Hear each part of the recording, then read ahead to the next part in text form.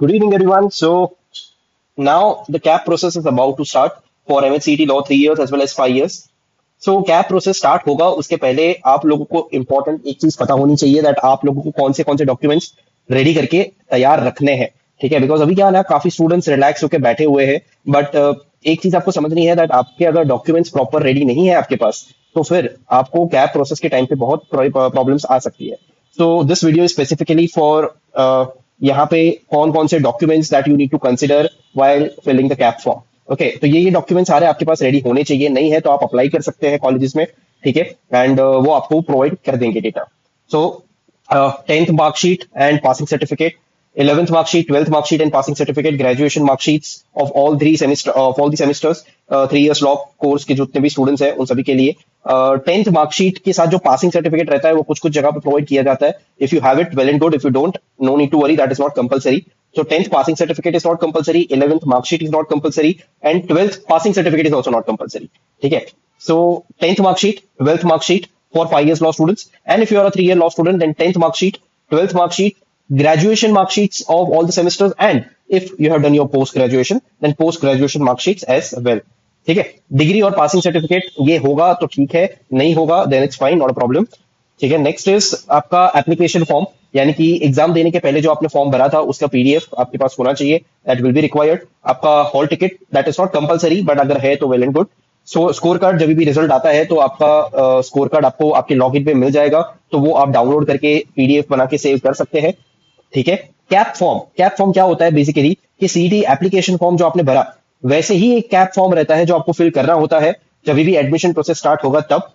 और उसके बाद जो फॉर्म भरने के बाद जो सबमिट करते हो आप, and after that you get the option of downloading the PDF, जैसे आपने सीटी एप्लीकेशन फॉर्म का किया था वैसे ही। बस कैप फॉर्म और सीटी एप्लीकेशन फॉर्म में डिफरेंस इतना है कि कैप फॉर्म के टाइम पे आपको सारे डॉक्यूमेंट्स आपके जो हमने थोड़ी देर पहले ऊपर डिस्कस किए, जैसे कि 10th marksheet, 12th marksheet, if you belong to any of the reservation caste and all तो आपको उसके documents, if you belong to some minority तो उसके रिगार्डिंग डॉक्यूमेंट्स, ये सारी चीजें अपलोड करनी है स्कैन करके। ठीक है, और सारे ओरिजिनल्स कॉपी को स्कैन करना, जेरोक्स कॉपी को स्कैन करके मत रेडी करना, ओरिजिनल्स को स्कैन करके रेडी कर देना, and there you will be good to गो।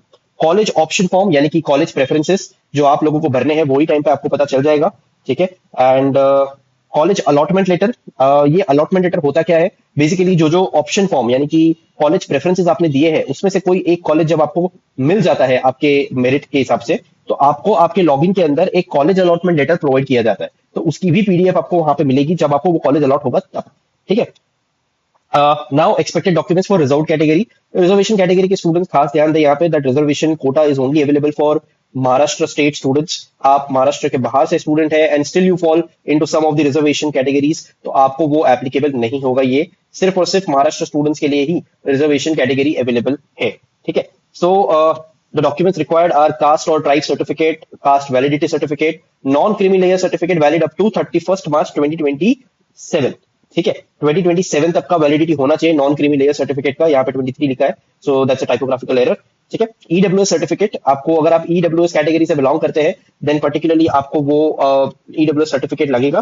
ठीक है, देन इट कम्स, अगर आप माइनॉरिटी से बिलोंग करते हैं, ठीक है, it can be religious minority, it can be linguistic minority, so आपको एक डिक्लेरेशन देना पड़ता है।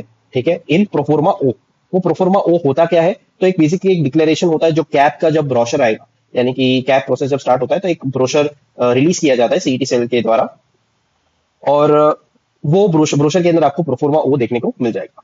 ठीक है, आपको इधर ये डिक्लेरेशन भरना है और लिविंग सर्टिफिकेट यानी कि स्कूल लिविंग सर्टिफिकेट, उस जिसके अंदर आपका अगर आप रिलीजियस माइनॉरिटी से है तो रिलीजन, और अगर आप लिंग्विस्टिक माइनॉरिटी से बिलोंग करते हैं तो आपकी लिंग्विस्टिक माइनॉरिटी आपको वहां पे स्कूल लिविंग सर्टिफिकेट पे लिखी होनी चाहिए। ये दोनों में से कोई एक आपको चलेगा। ठीक है, proof of residence address in the form of Aadhaar card, pan card, passport etcetera. अगर आपका नेम चेंज हुआ है सो ऑब्वियसली आपको मैरिज सर्टिफिकेट या फिर ऐसा कोई डॉक्यूमेंट लगेगा जो आपकी 10th की मार्कशीट होगी, और बिकॉज आप सबको याद होगा कि सीईटी एप्लीकेशन फॉर्म भरते टाइम पे आप लोगों ने सबने आपका जो 10th मार्कशीट में नाम था उसी के हिसाब से आप सबने एंटर किया रहेगा। Now since you are married तो आपको मैरिज सर्टिफिकेट अपलोड करके नेम चेंज जो रहता है वो आपका ऑप्शन है वहां पे अवेलेबल आपको मिलेगा। ठीक है, डोमिसाइल सर्टिफिकेट और birth certificate mentioning place of birth और school leaving certificate mentioning place of birth, ये तीनों में से कोई एक डॉक्यूमेंट लगेगा, कंपलसरी लगेगा। ठीक है, प्रेफर्ड है कि आपके पास अगर डोमिसाइल सर्टिफिकेट है तो सबसे बेस्ट है, नहीं है तो दूसरे दो जो बताए मैंने, birth certificate mentioning place of birth, school leaving certificate mentioning place of birth, वो होने चाहिए। ठीक है, और ओरिजिनल्स होने चाहिए, कोई जेरोक्स नहीं चलेगा। सारे के सारे डॉक्यूमेंट्स यहाँ पे जो मैंने लिखे हुए हैं सारे के सारे ओरिजिनल चाहिए, बिकॉज जब भी आप कॉलेज में फिजिकल वेरिफिकेशन के लिए जाओगे तब वहां पे आपके सारे डॉक्यूमेंट्स फिजिकली चेक किए जाएंगे, ओरिजिनल्स। ठीक है, और इसमें जरा ध्यान रखिएगा, बर्थ सर्टिफिकेट और स्कूल लिविंग सर्टिफिकेट तो लोगों के पास काफी बार हो जाता है, बट उसके अंदर मेंशनिंग प्लेस ऑफ बर्थ ये इंपॉर्टेंट है। प्लेस ऑफ बर्थ लिखा हुआ होना चाहिए कि कहाँ पे आपका बर्थ हुआ। ठीक है, अगर वो नहीं लिखा हुआ है, कोई कोई सर्टिफिकेट में ऐसा होता है जनरली, तो वो एक्सेप्टेबल नहीं है, इसीलिए लिखा हुआ है mentioning place of birth. So please take a note of it. Conversion certificate, definitely it's a very important document. Almost graduation जो 3 इयर्स लॉ स्टूडेंट है, 3 इयर्स लॉ स्टूडेंट्स के जो ग्रेजुएशन के मार्कशीट रहते हैं जनरली सीजीपीए एसजीपीआई ये सब चीजों में आते हैं। तो अगर आपके पास मार्क्स आपको कॉलेज ने प्रोवाइड किए हैं, well and good, you can make the conversion certificate on your own as per the format. Annexure DM रहता है, जैसे मैंने वो प्रोफॉर्मा ओ बताया था, वैसे ही यहाँ पे कन्वर्जन सर्टिफिकेट में एनेक्शर डीएम करके एक रहता है, तो वो आपको फिल करना है, that you can fill it. वो भी कैप ब्रोशर में अवेलेबल होगा। एंड आपको बेसिकली सारे सेमेस्टर के मार्क्स चाहिए रहेंगे, तभी आप वो करवा पाएंगे कन्वर्जन सर्टिफिकेट रेडी। ठीक है, तो अगर आपके पास अभी नहीं है, do apply in your college, because colleges do take the processing time of 7 to 8 days, उसके बाद वो लोग प्रोवाइड करते हैं। ठीक है, next is gap certificate, if the gap is applicable to you. University form, वो जब आपका एडमिशन कोई university of Mumbai affiliated colleges में रहेगा तो एक वो फॉर्म भरना रहता है यूनिवर्सिटी ऑफ मुंबई का, तो वो भी आपको जब आप फिल करेंगे तब उसका पीडीएफ आपको लेके जाना है, ओरिजिनल कलर जेरोक्स। रिलीजियस या फिर लिंग्विस्टिक माइनॉरिटी सर्टिफिकेट्स, जो जो लोग माइनॉरिटीज से बिलोंग करते हैं उनके समाज से उनको एक सर्टिफिकेट प्रोवाइड किया जाता है, वेदर इट इज रिलीजियस और लिंग्विस्टिक, मतलब डिपेंडिंग आप कौन से कैटेगरी से बिलोंग करते हैं उसके हिसाब से। Affidavit in case of change of name, अगर आपके पास वो मैरिज सर्टिफिकेट का पार्ट नहीं है तो ऑफिशियल गैजेट भी चलता है, एंड गैजेट नहीं है तो affidavit that I have change my name, वैसे करके भी आपको अलाउड है।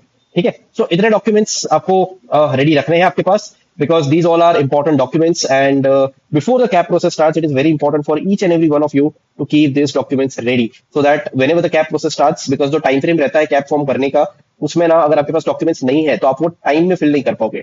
7 से 10 दिन का टाइम होता है जनरली, वो शॉर्ट टाइम फ्रेम रहता है, तो उसी के अंदर सारी चीजें भरनी होती है। बाद में आप बोलोगे कि मेरे को अभी और टाइम लगेगा, colleges are taking time in issuing conversion certificate. ठीक है, ये तो मैंने 3 इयर्स की कन्वर्जन सर्टिफिकेट की बात की। अगर आपने आपका 10th 12th CBSE ICSE IGCSE ये सारे बोर्ड से किया हुआ है ना, तो उसमें भी कन्वर्जन सर्टिफिकेट लगता है, उसका भी फॉर्मेट है। In case if you don't want to wish for ये CAP process to start, you can just enrol in our consultation course, the details will be provided to you the description box. Because क्या है कि आप जब ये सारे course में enrol करेंगे हमारे कंसल्टेशन में, तो आपको सारी चीजें रेडीमेड मिल जाएगी, everything will be pre guided to you, so that you don't face any kind of problems at the time of filling the cap form as well as during the entire admission process which will be conducted virtually।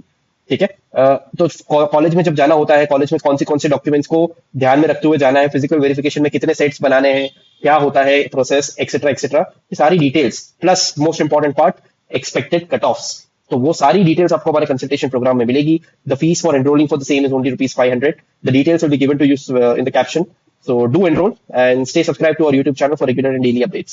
Thank you so much।